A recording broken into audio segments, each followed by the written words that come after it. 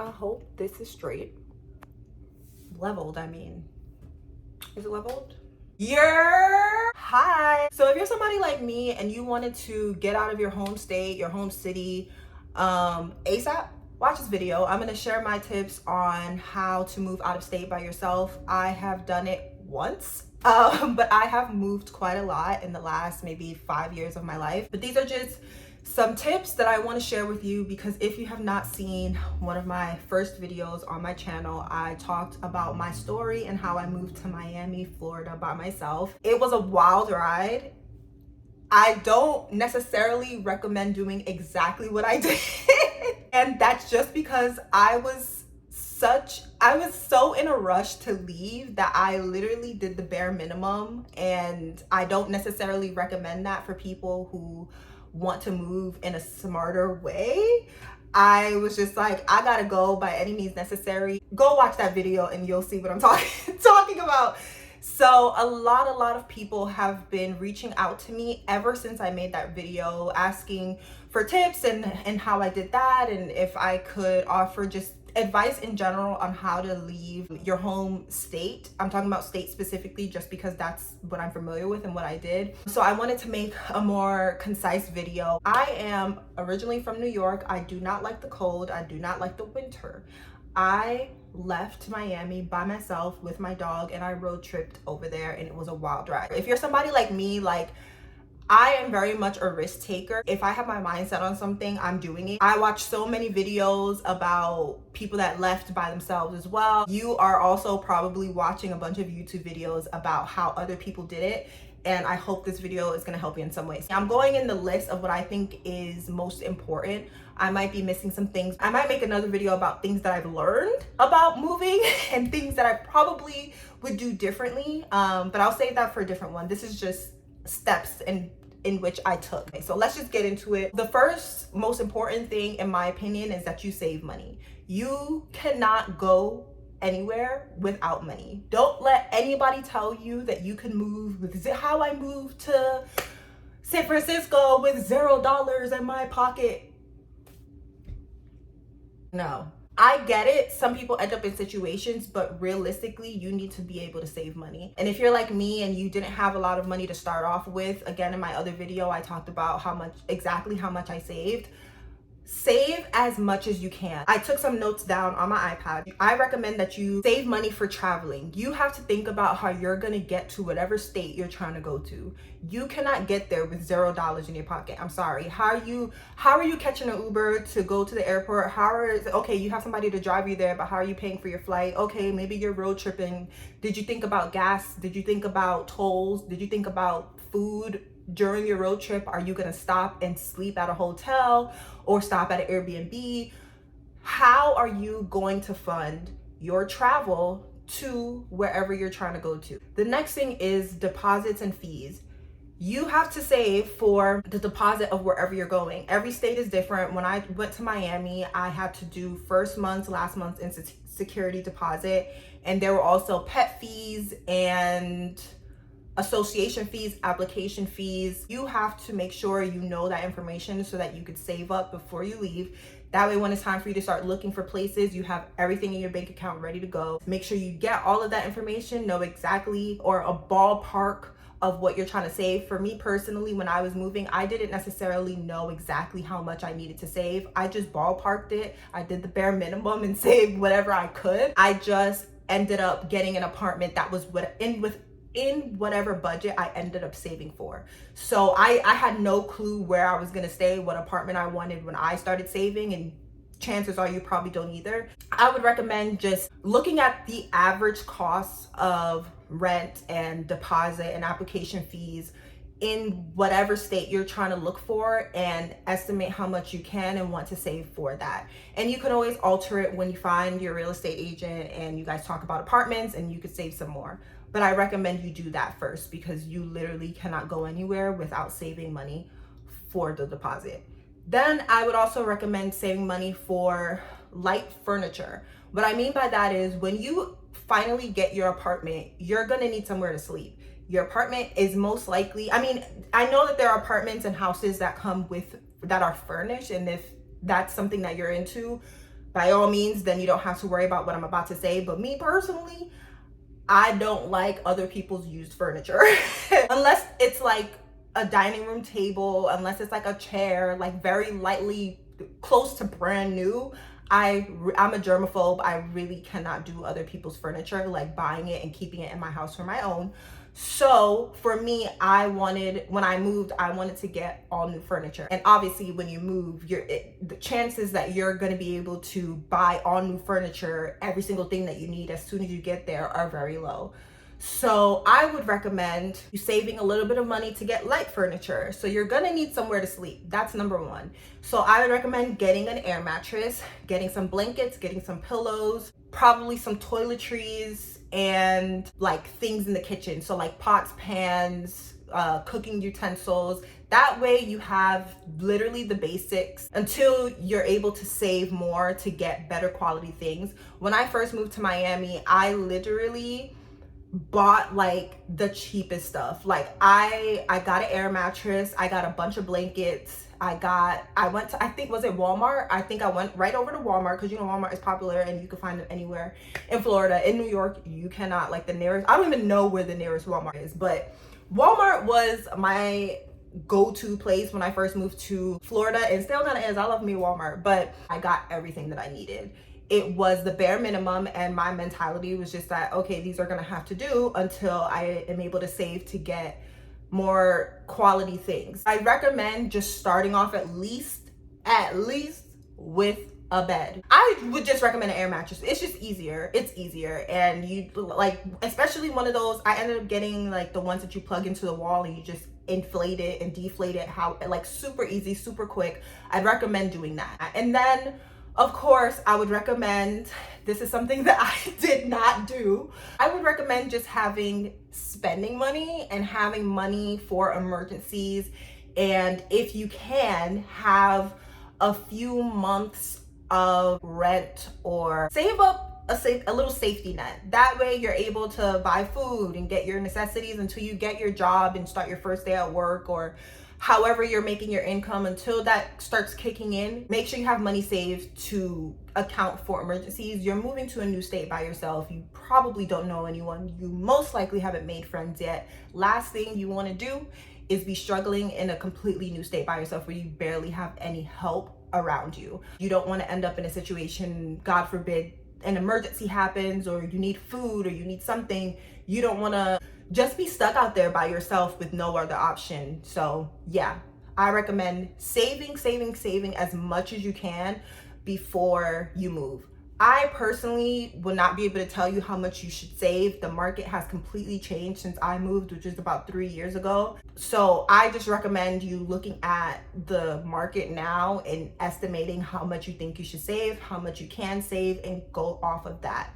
But saving is the most important thing before you move. The next thing that I would say is the most important is finding a source of income. This is very important before you move, because even if you've saved a little bit of money, let's say you were like me and you saved the bare minimum, at least when you get to the new state, you know that you have a source of income waiting for you. You just have to go for your first day of work, basically, and you know that you're going to get a check on a specific day.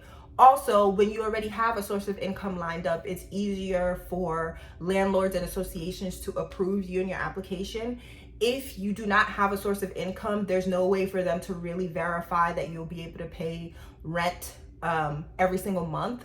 So yeah, for me, I ended up getting a job before I actually left, which was nice. And obviously I hadn't started the job yet, so there was no like pay stubs from that job that I could show them. But I was able to get, I'm pretty sure I got a letter from like my boss saying that I'll be starting work on this day and this was my salary and whatever. And that worked fine. But especially now, I'm sure the market has changed. I've moved maybe like 2 years later. They required like pay stubs, note from this, note from that. So times are changing. Make sure you are securing a source of income. You really don't want to move somewhere without knowing how you're going to make money. That's very scary, and you can end up in some legal troubles with the rent and eviction and all of that. You don't want to do that. Yeah, we not doing that, okay? We not doing that. We're going to be smart. We're gonna be smart, and you're gonna move knowing that you're gonna have a source of income and knowing how you're gonna be making money, because we're not doing that, okay? So that's my next one. You need to find a source of income, and you need to make sure that you try to secure it before you actually leave. My next recommendation, and this one is extremely important because I don't even think I would have been able to complete my moving process without this step. It turned out to be like super essential, and I didn't really realize it until after everything was done. You need to get yourself a really good real estate agent, especially if you are moving to a state that is known for like scams. And Miami don't come for me, okay? But y'all know y'all be doing some weird freaky shit over there, okay? I went through maybe 2 or 3 real estate agents before finding the one that I ended up using. Not only will they help you find a place, but you will have somebody in this new state that you're trying to move to as your like right hand man, who you can ask questions to, who's going through this process with you, who if you have questions or concerns about where you're looking or what the area is like, you have a point of contact to where you don't feel like you're going through this completely alone. My real estate agent was literally my saving grace, okay? Any questions that I had regarding my application, regarding association, regarding whatever area I wanted to live in, even after I moved there, she helped me know like, okay, go to this spot to get like the toll sticker for my car to make sure I wasn't getting tickets. All of that. If you're here and you've seen that first video, she was fucking amazing. And it's so cute because I don't know if I mentioned this before, like in a different video, but I spoke to her a few times because I've used her to find different apartments. She actually told me that you guys have been reaching out to her from my video. So thank you for making her feel special. I'm not sure what she's doing now. I don't know if she's still in real estate now, but she was amazing. And what she did for me, she's probably never gonna do again, but she saw I was this cute little desperate girl from New York just trying to make a way for herself, and she was amazing. So I recommend you getting yourself a really good real estate agent. Don't have extremely high expectations because like I said, my real estate agent just turned out to be an amazing human, and she helped me in ways she really didn't have to, and that normal real estate agents would not even try to help out with. So she was great. Real estate agents will also help you find a safe area for you to live. If you are moving to a state where you have never visited before, or maybe you visited one time but you're not very familiar with the area and where you should live, real estate agents should know the area, and they'll be able to tell you like, okay, stay away from this area, go in this area, but get an apartment like this because this keeps you away from that. I remember when I moved, I specifically had 2 requirements. I wanted to live in an area that was safe, and I wanted to live at least 30 to 35 minutes outside of the city. That's exactly what my real estate agent gave me. She even gave me advice on what associations to stay away from. In Miami, there's a lot of associations, and she was just like, yeah, that apartment is cute, but their association is crazy. The wait time is crazy. They don't do things efficiently. They take forever, and you got to give them a deposit. So she was very educated on that, as real estate agents should be. So make sure you get yourself a good real estate agent so that you are not going through this process by yourself, and they'll help you find the place that's best suited for you. And then this kind of goes into my next point, is just try to not even try. I'm telling y'all this big sis advice. Make sure you research where you want to move. Girls, we're moving by ourselves. All right, let's remember that. Okay, we're moving by ourselves, meaning we don't have any family, we don't have any friends. We are completely leaving our comfort zone to be in a completely different area that we have no clue of what's going on. All right, you do not want to move somewhere that is unsafe just for the sake of saying that you now live in a new state. I get the excitement, I get the urgency, I get it.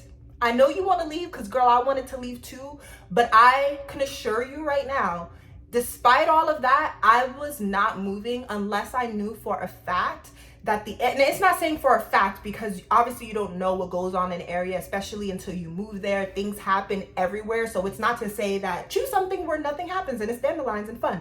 But no, I'm saying do your research. I'm saying ask questions to your real estate agent, to whoever you need to ask questions for about the area. If you're somebody who cannot go to the state that you're moving to scope out the area, and you cannot catch a flight to make it to every single showing, ask your real estate agent if they could take videos, not only of the apartment, but maybe a little bit of video about around the area, just so that you can see your neighborhood a little bit and ask them questions about the neighborhood. I don't care how badly you want to move.